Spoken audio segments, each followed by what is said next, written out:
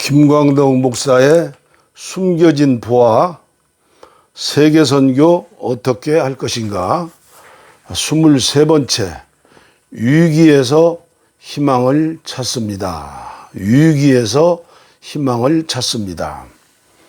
지구촌 시대에 세계화된 오늘의 선교 현장은 우리나라의 선지학교도 될 수 있고 50만 외국인 노동자가 있는 공장일 수도 있습니다.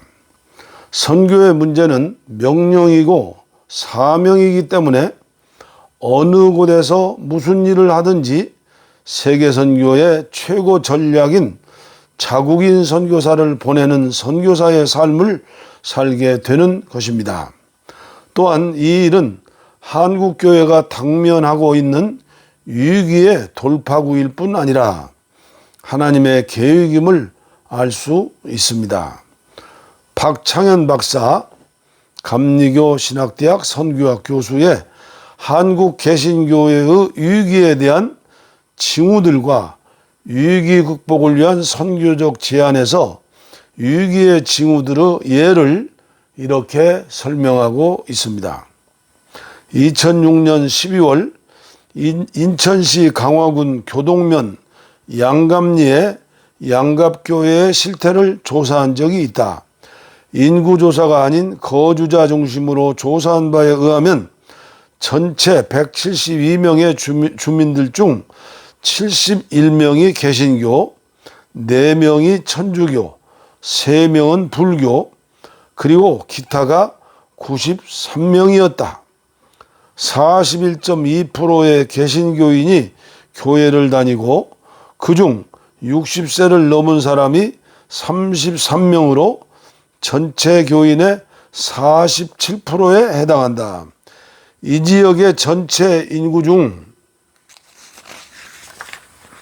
60세 이상이 차지하는 비율이 역시 47%이고 강화 지역의 다른 교회도 이 교회와 사정이 별로 다르지 않다는 것을 볼 때 노인들만 남은 이러한 시골교회의 미래는 과연 어떻게 될 것입니까?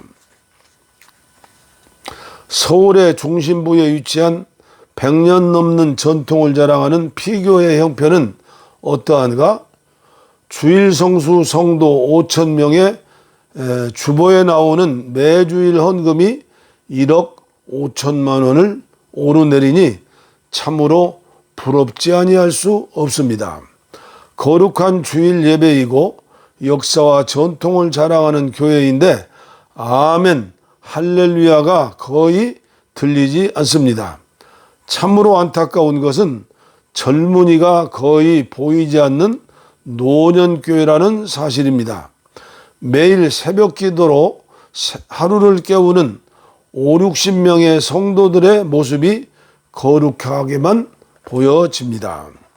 그러나 2030년쯤 되면 한국교회는 유럽교회처럼 쇠잔할 것입니까?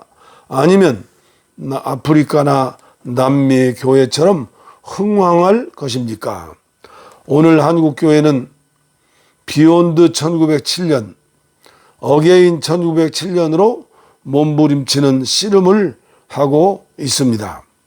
감리교회는 평양대부흥의 뿌리가 되는 하디 선교사의 원산 대부흥 1903년을 사모하며 비욘드 1907년을, 장로교회는 장대현 교회의 길선주로 시작한 평양 대부흥 1907년을 이루기 위해 어게인 1907년을 영적 대각성 운동에 최선을 다하고 있습니다. 그렇지만 오늘의 현실은 어떻습니까? 청계천을 걷다 보면 옛날 청계천을 회고하는 사진들이 전시되고 있는데 그중 1904년 사진 한 장이 눈에 띄입니다. 머리에 하얀 수건을 두른 흰옷 입은 아낙네들이 방망이를 두드리며 빨래하는 정겹고도 가난한 모습에 가슴이 저려옵니다. 1960년대 청계천 판자촌 모습은 오늘 아시아나 아프리카, 남미의 빈민촌보다 더 참혹하게 보이니 세월의 흐름 속에서 부어주시는 하나님의 축복에 감사드릴 뿐입니다. 그러면서도 1960년대 용문산 기도원을 중심으로 산마다 세워진 기도원에서 붙여진 성령의 불씨들이 지역교회에 흩어져 이단 소리를 핍박으로 들으면서도 눈물 콧물로 차가운 예배당 마룻바닥을 적시며 기도했던 시골교회 어머니들의 모습이 그립기만 합니다. 부유하고도 아름다운 오늘 우리 모습이 라오디게아 교회처럼 참으로 안타까운 것은 영적으로 쇠잔한데 그 원인이 있습니다.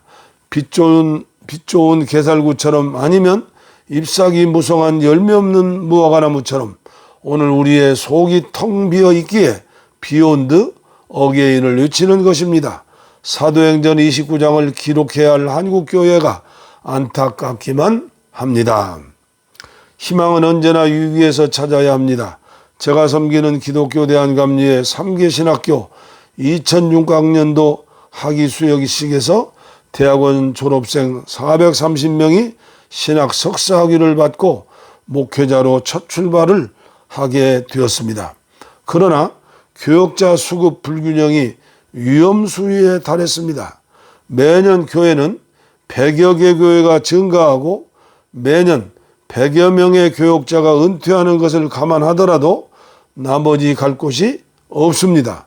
사명감을 가지고 선지학교를 졸업한 사명자들이 일터는 어디입니까? 해답은 나와 있습니다. 군선교, 학원선교, 교도소 선교, 사회복지 선교 등 좁은 문을 통과하든지 아니면 세계선교라는 넓은 길이 준비되어 있습니다. 2000년 전 초대교회는 스데반 집사의 순교를 통한 흩어진 자들이 선교의 주역이었습니다. 그들은 씨 뿌리는 자에 의하여 강제적으로 흩어진 자들이었습니다. 종말을 사는 한국교회는 순교를 통한 흩어진 자들이 아니라 부득이하게 흩어지게 된 것입니다. 그러나 색안경을 쓰고 부정적으로 볼 일도 아닙니다. 성경에는 우연이라는 단어가 없습니다. 역시 씨 뿌리는 자에 의하여 피치 못할 사정으로 흩어질 수밖에 없어 흩어지는 것입니다. 물론 예외도 있음을 알고 있습니다. 이 역시 한국교회 주시는 축복이 아닐 수 없습니다. 2030년까지 가만히 있어도 10만 명 선교사 파송 목표는 이루어지게 마련입니다. 그러나 100만 명 평신도 전문인 선교사의 꿈도 숫자적으로 이루어질 것입니다. 그러나 오늘 같으면 안 됩니다. 이제 한국 선교는 양에서 질을 생각할 때입니다. 호켄다이크는 선교와 위기는 쌍둥이처럼 붙어 있다고 하였으며 한스 베르너 겐지에는 호켄다이크의 입장을 지지하며 선교에 있어 위기를 정화와 순수의 시대로 복음의 본질로 돌아감의 기회로 또 구조적 변화의 징후로 이해하였고, 뮬러는 기독교 선교의 전통을 전 세계를 통해 기독교는 새로운 상황에 순응하고 적절히 대처하려는 노력이라고 하였습니다. 한국 선교가 기업이라면 어떠하겠습니까? 현대자동차와 토요타 자동차가 매스컴에 회자되고 있습니다. 코닥은 몰락하고 캐논은 디지털 시장을 석권하고 번성하고 있습니다.